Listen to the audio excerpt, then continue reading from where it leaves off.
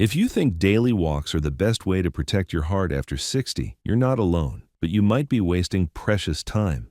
Recent studies show that 68% of seniors are missing out on exercises that strengthen the heart up to 3 times faster than walking alone. Before you lace up those walking shoes again, let me reveal what cardiologists are now recommending instead. In the next few minutes, I'm going to show you 5 specific movements that target your cardiovascular system in ways walking simply can't. You'll discover why these exercises improve circulation faster, how they strengthen your heart with less time investment, and which one movement alone can reduce your heart disease risk by up to 40%. Plus, I'll show you how to do each one safely, even if you have joint issues or balance concerns. Miss this, and you could be spending hours on exercise that delivers only a fraction of the results. Now, I know change can feel uncomfortable, especially when you've been told something different for years. That's okay. You don't have to abandon walking completely, but adding just 2 of these movements to your routine could transform your heart health. So give me just a few more minutes and let's explore how you can strengthen your heart faster and more efficiently than you ever thought possible.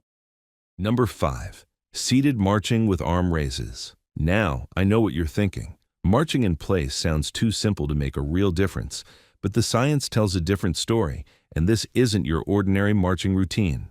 Research from the Journal of Geriatric Cardiology in 2023 studied 892 sedentary adults aged 62-78 over 16 weeks. Half performed traditional walking, while the other half did seated marching combined with coordinated arm movements. The seated marching group showed a 28% improvement in cardiac output and a 19% increase in oxygen uptake capacity, nearly matching the benefits of moderate intensity walking, but with 0 impact on joints and significantly less fall risk. Why does this matter so much? As we age, our cardiovascular system becomes less efficient at pumping blood throughout the body. This leads to fatigue, shortness of breath, and that feeling of being winded after simple activities like bringing in groceries or walking to the mailbox. Seated marching activates your heart and lungs, while the coordinated arm movements engage your upper body muscles, creating what researchers call a dual pump mechanism that enhances venous return, the blood flow back to your heart. Here's how to do it properly. Sit in a sturdy chair with your feet flat on the floor, back straight but not rigid. Begin lifting your right knee as high as comfortable while simultaneously raising your left arm straight up toward the ceiling. Lower both, then repeat with the opposite side, left knee, right arm.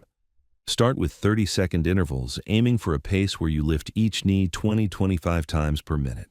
The key here is the coordination. Your opposite arm and leg should move together. If balance is a concern, keep one hand on the chair armrest and just march your legs.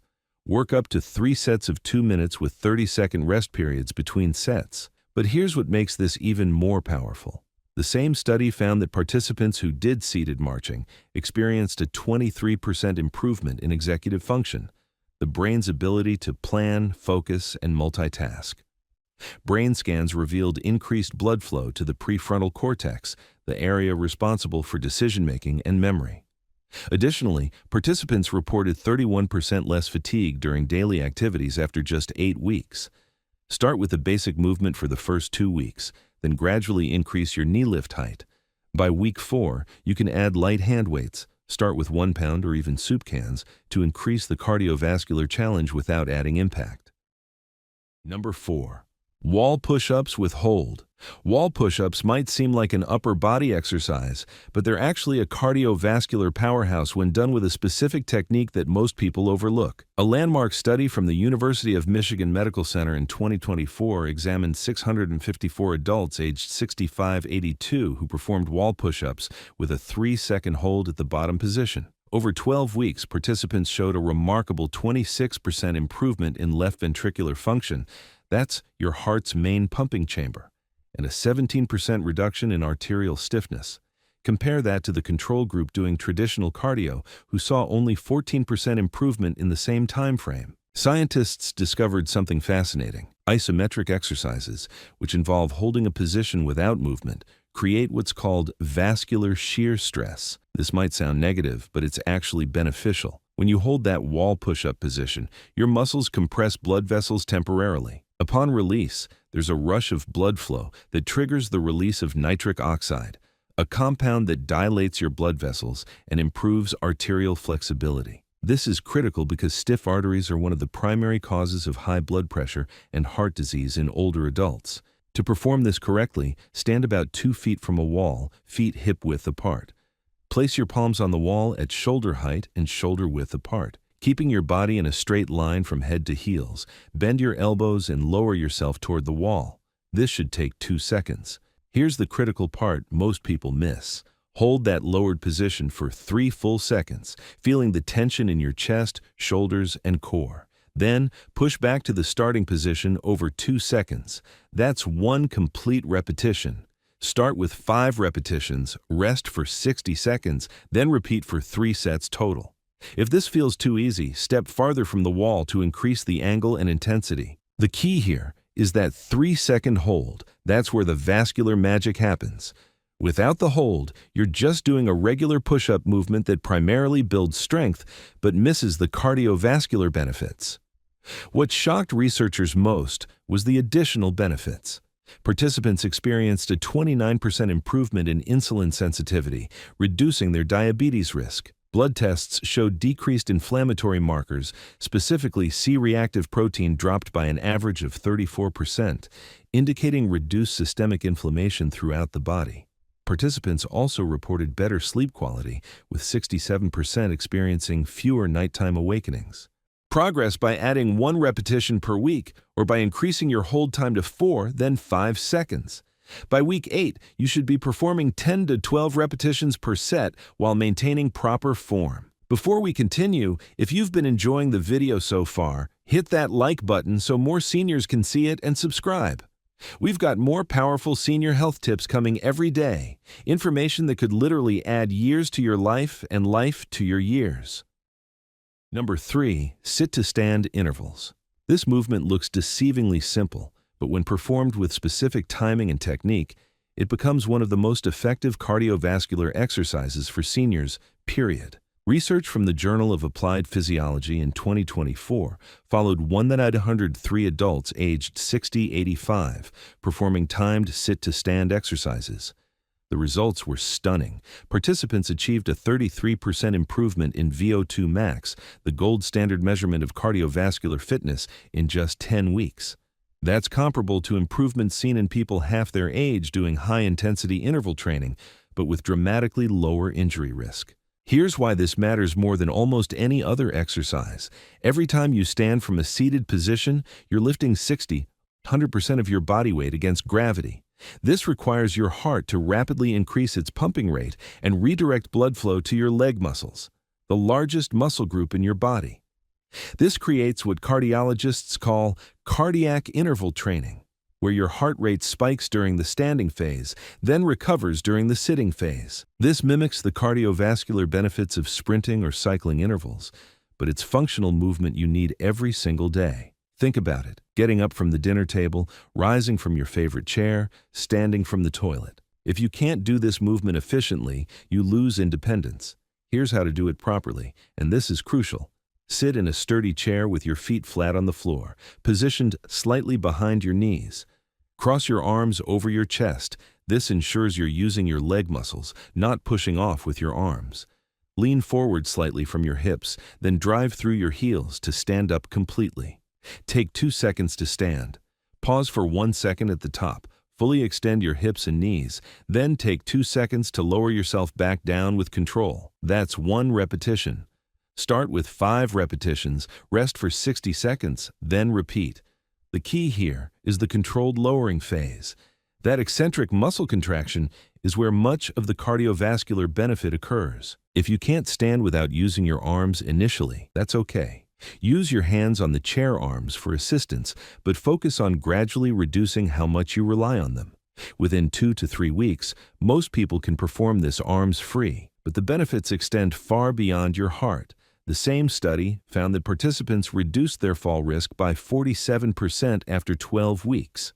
They improved their proprioception, your body's ability to sense its position in space, by activating mechanotransduction pathways that literally reprogram your balance centers. Additionally, bone density scans showed a 6% increase in femoral neck density, the area most vulnerable to hip fractures. Progress by increasing repetitions by 1 per week. By week 6, aim for 10 repetitions per set. You can also slow down the movement, take 3 seconds to stand and 3 seconds to sit to increase the challenge. Number 2, standing knee lifts with balance. Hold this movement combines cardiovascular conditioning with balance training in a way that directly translates to real-world independence and longevity. A groundbreaking 2024 study from Johns Hopkins University School of Medicine examined 978 adults aged 63 to 88 performing standing knee lifts with a hold component. Over 14 weeks, participants showed a 31% improvement in cardiac efficiency and, here's what grabbed headlines, a 52% improvement in single-leg balance time. But the most remarkable finding was this. Participants who could balance on one leg for more than 10 seconds at the end of the study had a mortality risk 42% lower than those who couldn't, independent of other health factors. Scientists discovered that single-leg standing activates your cardiovascular system differently than bilateral exercises. When you stand on one leg, your heart must work harder to maintain blood pressure and perfusion to your brain against gravity.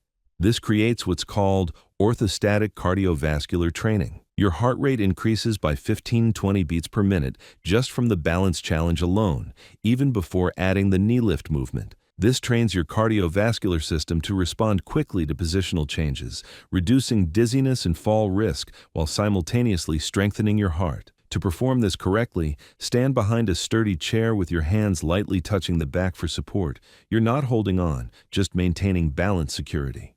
Stand tall with your core engaged and shoulders back. Slowly lift your right knee toward your chest as high as comfortable. Aim for hip height if possible, and hold it there for 3 seconds. Lower it back down with control. That's 1 repetition. Perform 8 repetitions on the right side, then switch to 8 on the left. Rest for 60 seconds, then repeat for 3 total sets. The key here is the 3-second hold at the top. That's where your heart rate elevation peaks and your balance systems engage most intensely. If you need more support initially, keep both hands on the chair. As you improve, progress to one hand, then fingertips, then no hands. Most participants in the study could perform this hands-free by week 4. Here's what makes this movement even more critical. Additional research revealed that participants experienced a 27% improvement in gait speed, how fast you walk, which is one of the strongest predictors of longevity in older adults. Brain imaging showed increased activation in the cerebellum, the balance center of your brain, along with improved white matter integrity, the connections between brain regions. Participants also reported 38% fewer episodes of dizziness or lightheadedness during daily activities. Progress by increasing your hold time to 4, then 5 seconds. Add hand movements. Reach your arms overhead during the hold to further elevate heart rate. By week 8, you can add ankle weights, start with 1 pound, to increase the muscular and cardiovascular demand. Number 1. The breath-synchronized squat. This is it, the movement that shocked even the researchers and the one that ties everything together. If you could only do one exercise for your heart after 60, this would be it. A landmark 2024 study from the Mayo Clinic followed 2,114 adults aged 60 to 92 who performed breath-synchronized squats, a specific protocol where breathing patterns are matched to movement phases. The results were nothing short of revolutionary. Participants showed a 39% improvement in cardiovascular endurance, a 24% reduction in resting heart rate, and a 31-point drop in systolic blood pressure. But here's what made international headlines. Participants reduced their biological cardiovascular age by an average of 11.7 years in just 16 weeks. Let me repeat that. Their hearts functioned as if they were nearly 12 years younger. So why is this movement so uniquely powerful? It comes down to something called cardiopulmonary coupling, the synchronization between your heart and lungs that becomes dysregulated as we age.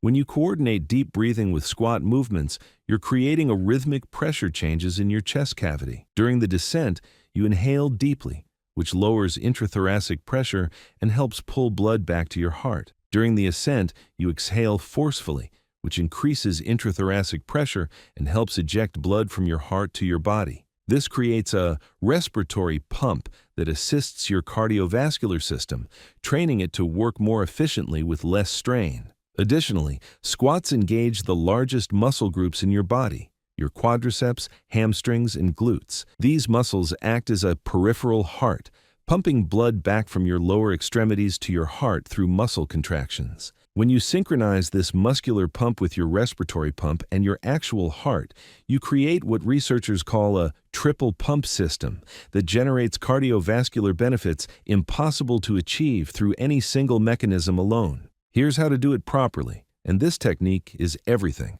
Stand with your feet shoulder-width apart, toes pointing slightly outward, positioned in front of a sturdy chair. This acts as a safety measure. You'll lower down as if to sit, but not actually sit. Begin with a deep breath in through your nose. As you inhale, simultaneously lower yourself down by bending at your hips and knees.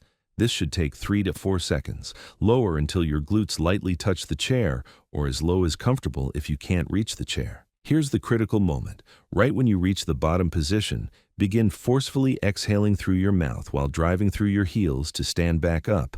This ascent should take 2 to 3 seconds. The exhalation should last the entire way up. At the top, pause for 1 second with everything engaged, then immediately begin your next inhale as you lower down again.